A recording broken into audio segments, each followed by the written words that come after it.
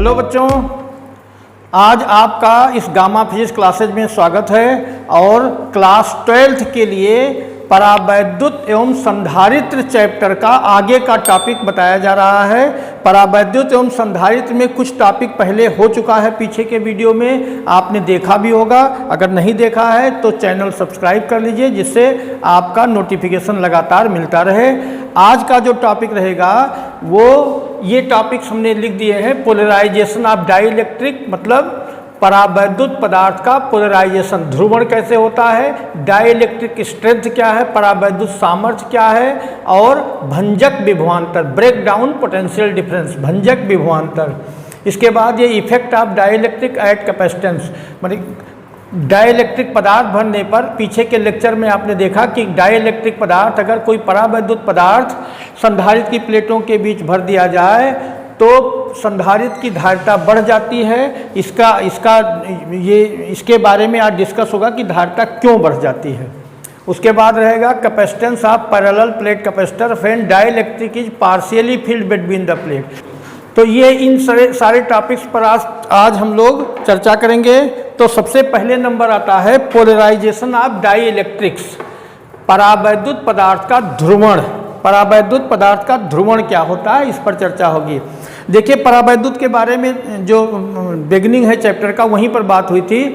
परावैद्युत पदार्थ के अणु या परमाणु इस प्रकार होते हैं कि इनमें इलेक्ट्रॉन अपने नाभिक से बहुत दृढ़तापूर्वक बंधे होते हैं, अर्थात इनमें मुक्त इलेक्ट्रॉन नहीं पाए जाते।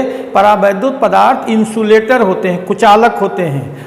और परावैद्युत पदार्थों में, मान लीजिए परावैद्युत पदार्थ का कोई अणु है तो ये पॉजिटिव चार्ज है, इसके चारों ओर इलेक्ट्रॉन चक्कर लगाते हैं, जबकि ये जो न्यूक्लियस है, पॉजिटिव चार्ज जो न्यूक्लियस है, ये बीच में रहता है। इलेक्ट्रॉन इसके चारों ओर जब चक्कर लगाते हैं तो पॉजिटिव और निगेटिव का, मतलब इलेक्ट्रॉन चारों ओर चक्कर लगा रहे हैं, ये पॉजिटिव है। पॉजिटिव और निगेटिव का जो पॉजिटिव निगेटिव दोनों का गुरुत्व केंद्र कह लो, द्रव्यमान केंद्र कह लो, एक ही पॉइंट पर रहता है। नेट परमाणु विद्युत उदासीन होता है। इस तरीके से पॉजिटिव और निगेटिव का की सिमिट्रिक बनी रहती, किसी ओर धनावेश ज़्यादा, किसी ओर ऋणावेश ज़्यादा, ऐसा नहीं होता है। लेकिन जैसे ही इन परावैद्युत पदार्थों को किसी बाह्य वैद्युत क्षेत्र के भीतर रखा जाता है, मान लीजिए ये कोई बाह्य वैद्युत क्षेत्र लगा दिया आपने, एक दो प्लेटों के बीच इसी पदार्थ को रख दिया। ये परावैद्युत पदार्थ का एक अणु है, ये धनावेशित प्लेट है, ये धनावेशित प्लेट है, और ये ऋणावेशित प्लेट है। जैसे ही ये परावैद्युत पदार्थ, एक अणु पर बात करेंगे, ऐसे ही बहुत सारे अणु होंगे, बहुत सारे अणुओं से मिलकर पदार्थ बनेगा। तो परावैद्युत पदार्थ जैसे ही इस वैद्युत क्षेत्र के भीतर रखा गया, ये पॉजिटिव प्लेट है, ये निगेटिव प्लेट है, प्लेटों के आवेशों के कारण एक वैद्युत क्षेत्र उत्पन्न हुआ धन प्लेट से ऋण प्लेट की ओर। जब ये परावैद्युत पदार्थ इन प्लेटों के बीच भरा गया, अर्थात वैद्युत क्षेत्र के भीतर रखा गया, तो पदार्थ का निगेटिव चार्ज पॉजिटिव प्लेट की ओर और पॉजिटिव चार्ज अर्थात न्यूक्लियस निगेटिव प्लेट की ओर आकर्षित होगा। ये जो परावैद्युत पदार्थ के अणु हैं, इनका पॉजिटिव चार्ज निगेटिव प्लेट की ओर और निगेटिव चार्ज पॉजिटिव प्लेट की ओर औसत रूप से आकर्षित होगा, तथा इस स्थिति में ये जब घटना होगी तो इस दशा में ये जो पॉजिटिव है, थोड़ा पॉजिटिव चार्ज निगेटिव प्लेट की ओर, थोड़ा औसत रूप से पॉजिटिव चार्ज निगेटिव प्लेट की ओर डिस्प्लेस हो जाएगा। इलेक्ट्रॉन नाभिक के, ये परमाणु में इलेक्ट्रॉन नाभिक के चारों ओर चक्कर लगाते हैं, तो पॉजिटिव चार्ज जब निगेटिव चार्ज की ओर डिस्प्लेस हो जाएगा, प्रत्येक अणु का धन भाग ऋण प्लेट की ओर औसत रूप से विस्थापित हो जाएगा।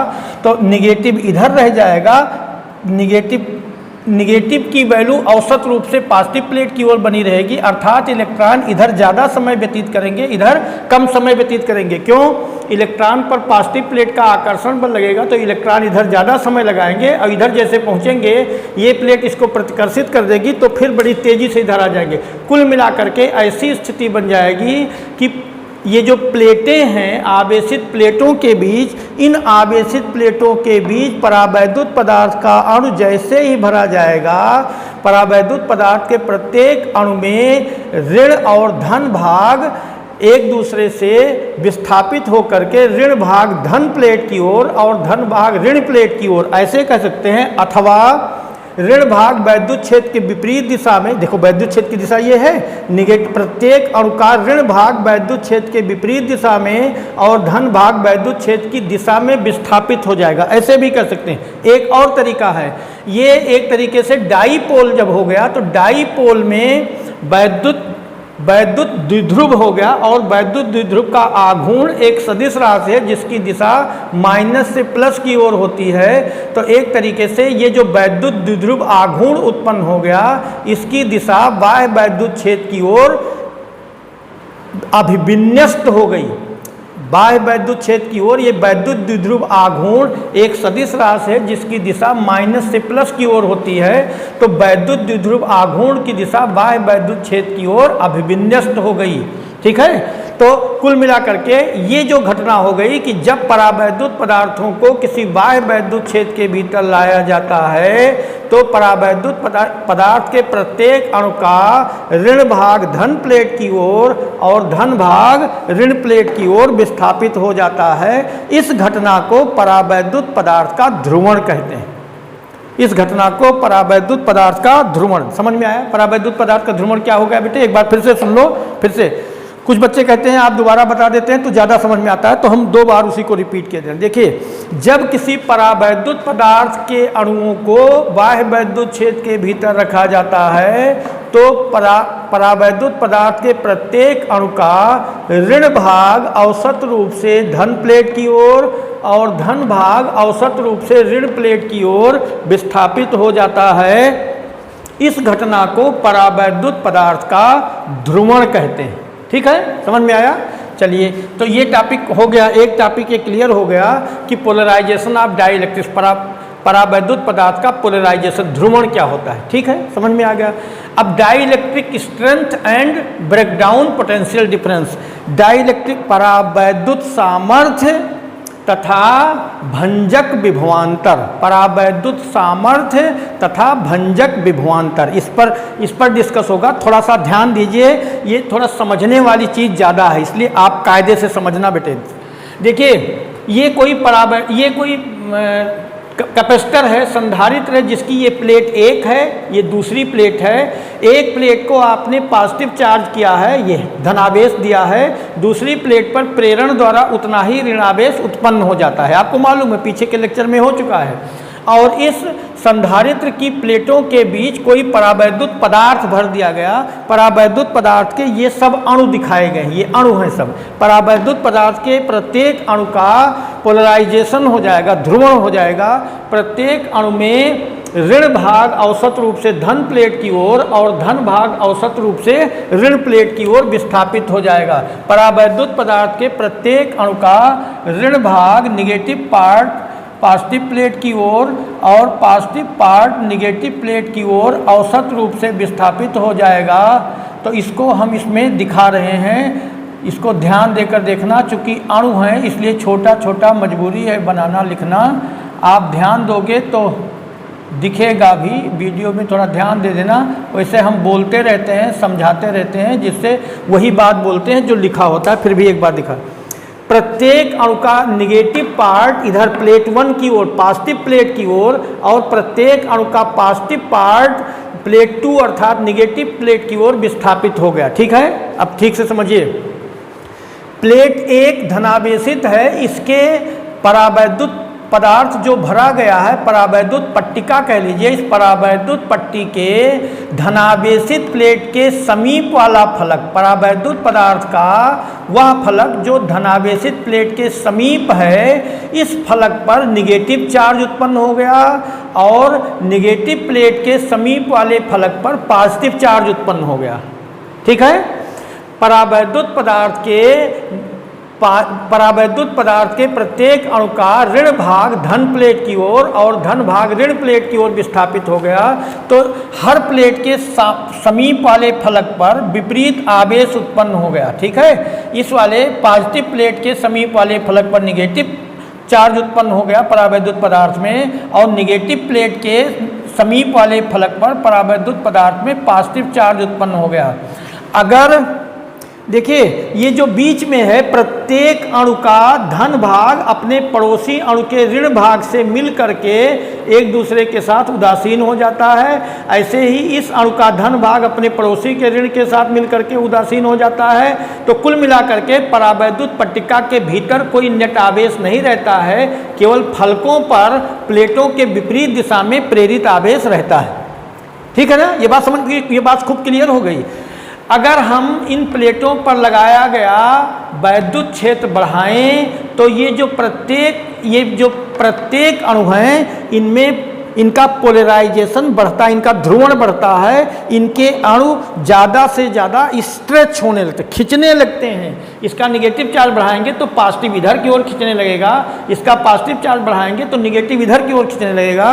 तो परावैद्युत पदार्थ के अणुओं में स्ट्रेच उत्पन्न होता है, परावैद्युत पदार्थ के अणु तनित होते हैं, स्ट्रेच होते हैं, खिंचने लगते हैं। अगर हम वैद्युत क्षेत्र बढ़ाते जाएं, वैद्युत विभवांतर बढ़ाते जाएं, वैद्युत क्षेत्र बढ़ाने पर वैद्युत विभवांतर बढ़ता है, या ऐसे कह लो वैद्युत विभवांतर बढ़ाने पर ही वैद्युत क्षेत्र बढ़ता है। तो अगर प्लेटों के बीच का वैद्युत विभवांतर हम बढ़ाते चले जाएं तो वैद्युत क्षेत्र का मान बढ़ता जाएगा। ये प्लेटों के आवेशों के कारण जो वैद्युत क्षेत्र उत्पन्न हुआ है, इसकी दिशा प्लस से माइनस की ओर, इधर से इधर की ओर।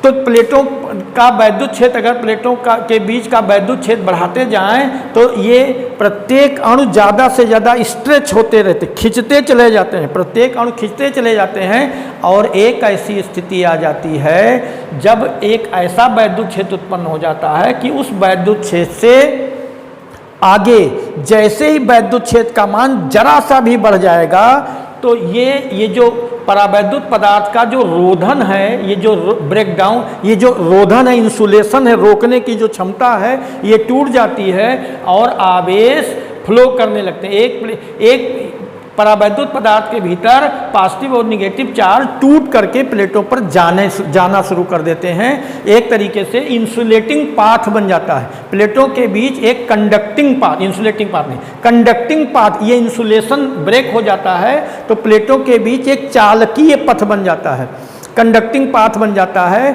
और ये टूट जाता है। प्रत्येक परमाणु का वो जो प्लस और माइनस वो खींचते खींचते ब्रेक हो गया, टूट जाता है। इस घटना को परावैद्युत भंजन कहते हैं। क्या कहते हैं? परावैद्युत भंजन। संधारित्र की प्लेटों पर लगाया गया वह अधिकतम वैद्युत क्षेत्र, परिभाषा सुनिए ठीक से, संधारित्र की प्लेटों पर लगाया गया वह अधिकतम वैद्युत क्षेत्र, अधिकतम जब तक कि परावैद्युत भंजन नहीं होता है। अधिकतम वैद्युत क्षेत्र लग गया लेकिन अभी परावैद्युत भंजन नहीं हुआ। अब अगर वैद्युत क्षेत्र जरा भी बढ़ जाएगा तो परावैद्युत भंजन हो जाएगा, अर्थात प्रत्येक परावैद्युत पदार्थ के प्रत्येक अणु का पॉजिटिव निगेटिव चार्ज प्लेटों पर भागने लगेगा। तो संधारित्र की प्लेटों पर लगाया गया, संधारित्र की प्लेटों के बीच स्थापित किया गया वह अधिकतम वैद्युत क्षेत्र जब तक कि परावैद्युत भंजन नहीं होता है, उस अधिकतम वैद्युत क्षेत्र को ही परावैद्युत सामर्थ्य कहते हैं। ठीक, परिभाषा समझ में आई? परावैद्युत सामर्थ्य क्या होती है? संधारित्र की प्लेटों के बीच लगाया गया वह अधिकतम वैद्युत क्षेत्र जब तक कि प्लेटों के बीच परावैद्युत पदार्थ का ब्रेकडाउन नहीं होता है, भंजन नहीं होता है, उस अधिकतम वैद्युत क्षेत्र को ही परावैद्युत सामर्थ्य कहते हैं। ठीक, अब ये देखिए परावैद्युत सामर्थ्य तक अधिकतम वैद्युत क्षेत्र जो है वो परावैद्युत सामर्थ्य है, लेकिन अगर विभवांतर और बढ़ा दें, वैद्युत क्षेत्र और बढ़ा दें तो ये टूट जाएगा, रोधन टूट जाएगा, चार्ज फ्लो करने लगेंगे, कंडक्टिंग पाथ बन जाएगा, चालकीय पथ बन जाएगा। तो परावैद्युत सामर्थ्य के संगत प्लेटों पर जो विभवांतर लगाया गया है उसी को भंजक विभवांतर कहते हैं, ब्रेकडाउन पोटेंशियल डिफरेंस कहते हैं, ब्रेकडाउन पोटेंशियल डिफरेंस। तो संधारित्र की प्लेटों पर लगाया गया वह अधिकतम विभवांतर, संधारित्र की प्लेटों के बीच स्थापित वह अधिकतम विभवांतर जबकि प्लेटों के बीच परावैद्युत पदार्थ का भंजन हो जाता है, माने उससे ज़्यादा नहीं, भंजन हो गया तो और ज़्यादा विभवांतर नहीं, ठीक है, वह उच्चतम विभवांतर, जबकि परावैद्युत पदार्थ का भंजन हो जाता है ब्रेकडाउन पोटेंशियल डिफरेंस कहलाता है। ब्रेकडाउन माने भंजक पोटेंशियल डिफरेंस, भंजक विभवांतर कहलाता है। ठीक है, ये बात समझ में आ गई ठीक से, वेरी गुड। तो 2 टॉपिक हो गया। अब तीसरा टॉपिक ये है effect of dielectric at capacitance, माने संधारित्र की धारिता पर परावैद्युत का प्रभाव क्या होता है।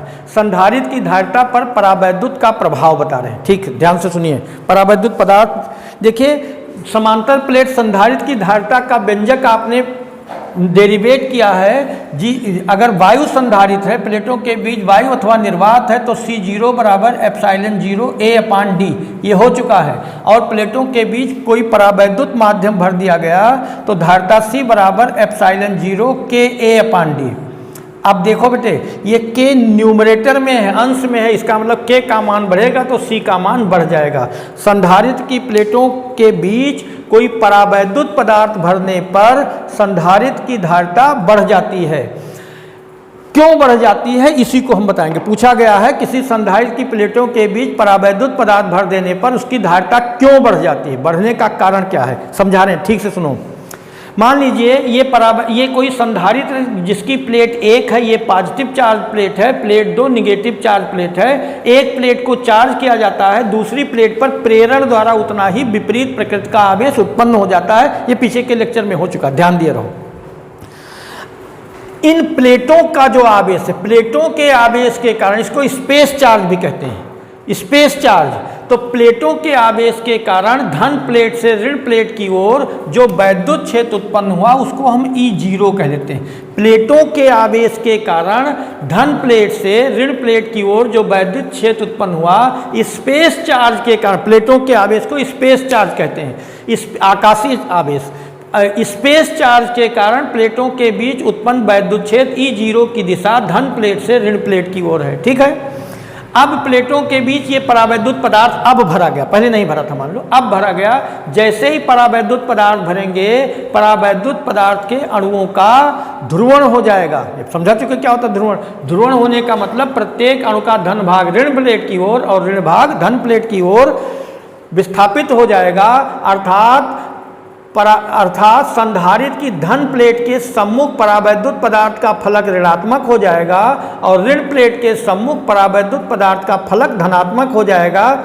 इस परावैद्युत पदार्थ के भीतर आवेश, ये नेट आवेश शून्य हो जाता है, उदासीन हो जाते हैं। क्यों? प्रत्येक अणु का धन भाग पड़ोसी अणु के ऋण भाग के साथ मिलकर उदासीन हो जाता है ऐसे। ठीक है, तो फलकों पर परावैद्युत पदार्थ जो भरा गया, इसमें प्लेटों के सामने फलकों पर विपरीत आवेश उत्पन्न हो गया। परावैद्युत पदार्थ में इधर ऋण प्लेट के समीप वाले फलक पर धन आवेश उत्पन्न हुआ और धन प्लेट के समीप वाले फलक पर ऋण आवेश उत्पन्न हुआ। धन आवेश से जो प्रेरित आवेश, धन आवेश से ऋण आवेश की ओर एक वैद्युत क्षेत्र उत्पन्न हो गया। धन आवेश से ऋण आवेश की ओर वैद्युत क्षेत्र जो उत्पन्न हुआ, इस वैद्युत क्षेत्र को हम अगर ई डैश कह दें तो ई डैश की दिशा माने परावैद्युत पदार्थ के ध्रुवण के कारण उत्पन्न वैद्युत क्षेत्र ई डैश की दिशा, ये जो स्पेस चार्ज है इनके कारण उत्पन्न वैद्युत क्षेत्र E0 के अपोजिट हो गई, विपरीत हो गई। अर्थात प्रभावी वैद्युत क्षेत्र E का मान E0 माइनस ई डैश, E0 का मान अब भी ई डैश से ज़्यादा होता है। ठीक है, तो वैद्युत क्षेत्र का मान पहले E0 था जब परावैद्युत पदार्थ नहीं भरा था आपने। ये परावैद्युत पदार्थ जब नहीं भरा गया था तब स्पेस चार्ज के कारण वैद्युत क्षेत्र E0 था। परावैद्युत पदार्थ भरते ही परावैद्युत पदार्थ के फलकों पर प्रेरित आवेश के कारण उत्पन्न वैद्युत क्षेत्र ई डैश की दिशा, ये जो स्पेस चार्ज के कारण वैद्युत क्षेत्र के अपोजिट होने के कारण अब प्लेटों के बीच प्रभावी वैद्युत क्षेत्र का मान कुछ कम हो गया, E0 माइनस ई डैश हो गया, प्रभावी वैद्युत क्षेत्र का मान घट गया। ठीक है, अब वैद्युत विभवांतर V बराबर होता है ED, वैद्युत विभवांतर V बराबर ED मालूम है। वैद्युत क्षेत्र की तीव्रता और वैद्युत विभवांतर में संबंध है, ये हो चुका है। वैद्युत क्षेत्र की तीव्रता का मान विभव प्रवणता के बराबर होता है, याद आया? वैद्युत क्षेत्र की तीव्रता का मान ई बराबर माइनस डी बी अपान डी एक्स हो चुका है ये, डी बी अपान डी एक्स या डी बी अपान डी आर चाहे जो कह लो। तो डी बी बराबर ई डी आर, माने विभवांतर बी का मान ई इंटू डी होता है। अगर ई का मान कम हो गया तो बी का मान कम हो जाएगा। क्यों? ठीक है, परावैद्युत पदार्थ जैसे ही प्लेटों के बीच भरेंगे वैद्युत क्षेत्र का प्रभावी मान कम हो गया ई जीरो की तुलना में, पहले की तुलना में, अर्थात वैद्युत विभवांतर का मान घट गया।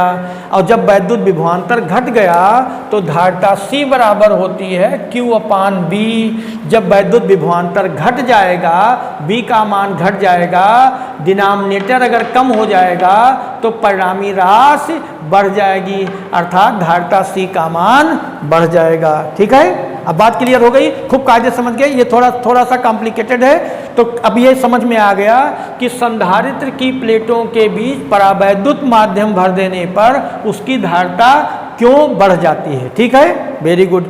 अब अगला टॉपिक जो है ये capacitance of parallel plate capacitor when dielectric is partially field between the plate. संधारित्र की प्लेटों के बीच जो परावैद्युत पदार्थ भरा गया है वो पूरे भाग में नहीं भरा गया, बल्कि पार्शियली फिल्ड है, आंशिक रूप से। पूरे भाग में परावैद्युत पदार्थ नहीं भरा गया है, बल्कि परावैद्युत पट्टिका एक प्लेटों के बीच रख दी गई है जिसकी मोटाई प्लेटों के बीच की दूरी के तुलना में कम है। एक परावैद्युत पट्टिका भर दी गई। संधारित्र की प्लेटों के बीच एक परावैद्युत पट्टिका रख दी गई जिसकी मोटाई प्लेटों के बीच की दूरी से कम है। आंशिक परावैद्युत पट्टी भर दी गई। ये परावैद्युत पट्टी है, ये पट्टी है, परावैद्युत पट्टी भर दी गई जिसकी मोटाई, परावैद्युत पट्टी की मोटाई मान लीजिए T है, T मोटाई की परावैद्युत पट्टी भर दी गई। ये T है, पट्टी की मोटाई T है, प्लेटों के बीच की दूरी D है। अब ठीक से समझो बेटे, ये कोई समांतर प्लेट संधारित्र है जिसकी प्लेटों का क्षेत्रफल A है, प्लेटों का क्षेत्रफल A, प्लेटों के बीच की दूरी D तथा प्लेटों के बीच T मोटाई की एक परावैद्युत पट्टी भर दी गई, अर्थात T का मान D से कम है। T मोटाई की एक परावैद्युत पट्टी भर दी गई जिसके पदार्थ का परावैद्युतांक K है। K परावैद्युतांक और T मोटाई की एक पट्टी भर दी गई है। अब यहाँ पर प्लेटों के बीच की दूरी D है और जो परावैद्युत पट्टी भरी गई है उसकी मोटाई T है, अर्थात ये भाग जो शेष बच गया, कितना भाग बचा? D माइनस T भाग। ये भाग कितना है? ये वायु अथवा निर्वात वाला भाग D माइनस T है। तो D माइनस T में भाग में वायु अथवा निर्वात है और T दूरी में परावैद्युतांक K वाला माध्यम है। ठीक है, ये बात समझ में आई? बस यही समझ जाओगे। तो दोनों संधारित्र की प्लेटों के बीच जब T मोटाई और K परावैद्युतांक वाली पट्टी भर दी गई तो D माइनस T भाग में वायु अथवा निर्वात है, जबकि T भाग में परावैद्युतांक K वाला माध्यम है। यदि वायु अथवा निर्वात वाले भाग में वैद्युत विभवांतर V1 हम कहें, वैद्युत विभवांतर V1 और वैद्युत क्षेत्र की तीव्रता E1 कहें तो V1 बराबर E1 into D minus T। ठीक है, D माइनस T दूरी में वायु अथवा निर्वात है। या ऐसे कह सकते हो आप V1 बराबर E1 बराबर था सिग्मा अपान एप्साइलन जीरो, सिग्मा अपान एप्साइलन जीरो, जहाँ सिग्मा आवेश पृष्ठ घनत्व है, ऐसे कह सकते हैं D माइनस T। वैसे तो सिग्मा अपान एप्साइलन जीरो K लिखते हैं हम, लेकिन वायु अथवा निर्वात वाले भाग की बात हो रही तो एप्साइलन जीरो रहेगा, क्योंकि वायु अथवा निर्वात के लिए K बराबर 1 होता है। सिग्मा आवेश पृष्ठ घनत्व है, सिग्मा बराबर होता है Q अपान A। ये हो गया V1। वायु अथवा निर्वात वाले भाग में वैद्युत विभव इतना हो गया, तथा परावैद्युत माध्यम में वैद्युत विभव अगर V2 कह दें, परावैद्युत माध्यम में वैद्युत विभव V2 कहें, V2 बराबर E2T, T दूरी में परावैद्युत माध्यम है, जहां E2 परावैद्युत माध्यम में वैद्युत क्षेत्र की तीव्रता है। E2 बराबर सिग्मा अपान epsilon zero K into T, sigma है Q upon A epsilon zero K into T। ये वैद्युत विभव कहाँ का है? परावैद्युत माध्यम का है। तो वायु अथवा निर्वात में वैद्युत विभव ये है, परावैद्युत माध्यम में वैद्युत विभव ये है। आप जानते हो वैद्युत विभव एक अदिश राशि है, परिणामी विभव सभी विभवों का बीजगणितीय योग होता है। अतः नेट विभव प्लेटों के बीच नेट पोटेंशियल नेट विभव V बराबर V1 प्लस V2 मान रख दो बेटे। V1 की जगह पर Q अपान epsilon 0A D minus t plus V2 की जगह पर Q अपान एप्साइलन 0KA इंटू टी। ठीक है, कुछ कॉमन हो गया, Q अपान एप्साइलन 0A कॉमन ले लो, यहाँ से बचा D minus t plus T अपान K, यही बचा ना। ये B बराबर इतना, इसलिए धारिता C बराबर Q अपान B, C बराबर Q अपान B। B का मान रख दो कितना, Q अपान एप्साइलन 0A और ये लिखा है D minus t plus t upon K। ये Q कैंसिल हो गया, C बराबर आया epsilon 0A upon D minus t plus t upon K। ये समांतर प्लेट संधारित्र की धारिता का व्यंजक आया उस स्थिति में जबकि प्लेटों के बीच आंशिक परावैद्युत पट्टी भरी है, T मोटाई की परावैद्युत पट्टी भरी है, जबकि पट्टी के पदार्थ का परावैद्युतांक K है। हाँ, अब यहाँ पर थोड़ी बात होगी। अगर प्लेटों के बीच परावैद्युत पट्टी ना रखी जाए, यहाँ पर अब देखिए कुछ स्थितियाँ हैं, इस पर चर्चा होगी। देखिए, अगर प्लेटों की फर्स्ट केस, अगर प्लेटों के बीच परावैद्युत पट्टी ना रखी जाए अर्थात T बराबर 0 हो जाए तो C बराबर एप्साइलन 0A अपान, अगर T बराबर 0 रख दोगे तो यहाँ 0 हो जाएगा, यहाँ अपान D। ये वायु संधारित्र की धारिता का व्यंजक है, निकल चुका है। अगर प्लेटों के बीच पूरे भाग में परावैद्युत पट्टी भर दी जाए अर्थात T का मान D के बराबर हो जाए, जितनी मोटाई जितनी प्लेटों के बीच की दूरी है वो पूरे भाग में परावैद्युत पट्टी रख दी जाए तो C बराबर एप्साइलन 0A अपान, देखिए T बराबर D अगर रख दोगे आप तो ये हो जाएगा D minus D plus D अपान K। अब D माइनस डी कैंसिल हो गया बेटे, तो क्या आ गया, C बराबर ये के न्यूमरेटर में चला जाएगा एप्साइलन 0KA अपान D। ये भी हो चुका। परावैद्युत माध्यम भरने पर संधारित्र की धारिता का ये भी व्यंजक हो गया है। दोनों समझ में आ गया। कहने का मतलब ये एक जनरल व्यंजक है जिसके सहायता से, ये एक जनरल एक्सप्रेशन है जिसकी सहायता से वायु संधारित्र या परावैद्युत माध्यम भरने पर संधारित्र की धारिता डेरिवेट हो सकती है। एक स्थिति और है, मान लीजिए संधारित्र की प्लेटों के बीच जो परावैद्युत पट्टिका रखी गई है ये एक ही नहीं है, बहुत सारी पट्टियां रख दी गई हैं। मान लीजिए बहुत सारी n पट्टियां रख दी गई जिनकी मोटाइयां क्रमशः T1, T2, T3 and so on Tn और इनके पदार्थों के परावैद्युतांक K1, K2, K3 and so on Kn हैं। उस स्थिति में इसी फार्मूले से संधारित्र की धारिता का व्यंजक C बराबर epsilon 0A upon D minus, अब एक माइनस T एक पट्टी थी, बहुत सारी पट्टियां रखी हैं, कौन सी, T1 plus T2 plus and so on plus Tn, plus एक पट्टी थे तो T अपान K, तो यहाँ क्या हो जाएगा T1 upon K1 plus T2 upon K2 plus and so on plus Tn upon Kn। ये उस समय का व्यंजक है जब संधारित्र की प्लेटों के बीच कई परावैद्युत पट्टियां रख दी गई, n परावैद्युत पट्टियां रख दी गई जिनकी मोटाइयां क्रमशः T1, T2, T3 and so on Tn और इनके परावैद्युतांक K1, K2, K3 and so on Kn। ठीक है, तो आज का टॉपिक हमने इसीलिए थोड़ा फास्ट बताया क्योंकि हमारा टारगेट इतने का था। तो अगर फिर भी हम कोशिश करते हैं बार बार आपको क्लियर समझ में आ जाए। अगर किसी बच्चे को कोई डाउट है वो तुरंत कमेंट करें, चैनल सब्सक्राइब कर लीजिए, ये बहुत ज़रूरी है जिससे आपको सारा नोटिफिकेशन मिलता रहे। धन्यवाद। आज का टॉपिक इतना है।